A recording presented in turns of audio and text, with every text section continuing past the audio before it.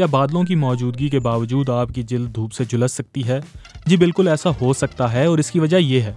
सूरज की शुआओं का कुछ हिस्सा जिससे आपकी जिल्द को नुकसान हो सकता है, इसे अल्ट्रावायलेट शुआएं या यूवी कहते हैं। इन्हें पैमाने पर 1 से 11 प्लस तक नापा जाता है और ये आम तौर पर सबसे ज्यादा दोपहर की इब्तिदा के दरमियान तेज होती हैं।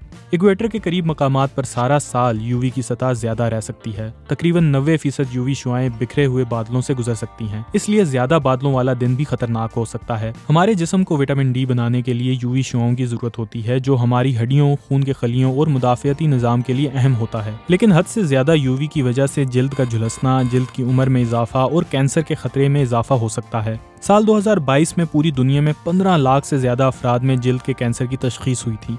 आलमी इदारा सेहत तजवीज़ करता है कि जब यूवी का पैमाना 3 या इससे ज्यादा हो तो ज्यादा एहतियात करनी चाहिए।